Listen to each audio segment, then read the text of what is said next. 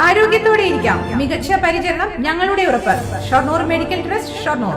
മംഗലം ഡാമിന് സമീപത്തെ സർക്കാർ ഭൂമി CPM നേതാവും വണ്ടാഴി ഗ്രാമപഞ്ചായത്ത് മുൻ പ്രസിഡന്റുമായ PV കൃഷ്ണൻ കയ്യേറിയെന്ന് പൊതുപ്രവർത്തകൻ തോമസ് മാത്യു ഇലഞ്ഞിമറ്റം ആരോപിച്ചു.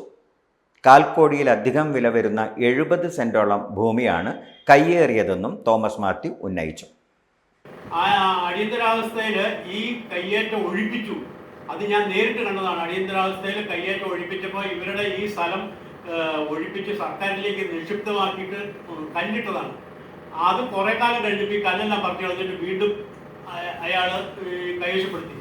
ഇപ്പോൾ ഉണ്ടായ സംഗതി എന്താണെന്ന് ചോദിച്ചിട്ടുണ്ടെങ്കിൽ ഈ ഭൂമി റോഡ് സൈഡിനോട് ചേർന്നാണ്. ഈ റോഡിൽ ഇയാൾ ഷെഡ് വെച്ച് കൊടുക്കുകയാണ്. 8 ഷെഡ് വെച്ച് കൊടുത്തിട്ടുണ്ട്.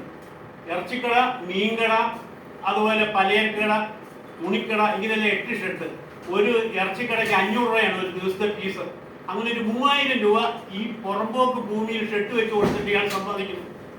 അങ്ങനെ സമ്പാദിക്കുകയാണ് ഇയാൾ. അപ്പൊ അങ്ങനെ വരുന്ന സമയത്ത് ഇതിനെ ചോദ്യം ചെയ്യാൻ ഒരാളില്ല.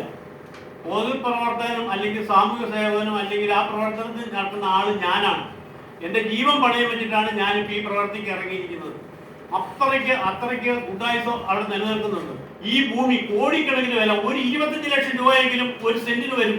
അതും ഫില്ല് ചെയ്താൽ ആ ഭൂമിയാണ് ഇപ്പൊ ഈ രണ്ട് ടേം അല്ലെങ്കിൽ 10 കൊല്ലം പഞ്ചായത്ത് പ്രസിഡന്റായ മാർക്സിസ്റ്റ് പാർട്ടിയുടെ ഉന്നതനായ ഒരു നേതാവിന്റെ കയ്യിലിരിക്കുന്നത്. കയ്യേറ്റ ഭൂമി ഒഴിപ്പിച്ചെടുത്തെങ്കിലും വീണ്ടും കയ്യേറി കെട്ടിടങ്ങൾ നിർമ്മിച്ച് വ്യാപാര സ്ഥാപനങ്ങൾക്ക് വാടകയ്ക്ക് നൽകുകയാണ്. കയ്യേറ്റം സംബന്ധിച്ച് മുഖ്യമന്ത്രി ഉൾപ്പെടെയുള്ളവർക്ക് പരാതി നൽകിയെങ്കിലും കയ്യേറ്റക്കാരനെ സംരക്ഷിക്കുന്ന നിലപാടാണ് സ്വീകരിക്കുന്നത്. കയ്യേറ്റം ഒഴിപ്പിച്ച് സ്ഥലം സർക്കാരിലേക്ക് മുതൽക്കൂട്ടണമെന്ന് തോമസ് മാത്യു ഇലഞ്ഞിമറ്റം ആവശ്യപ്പെട്ടു.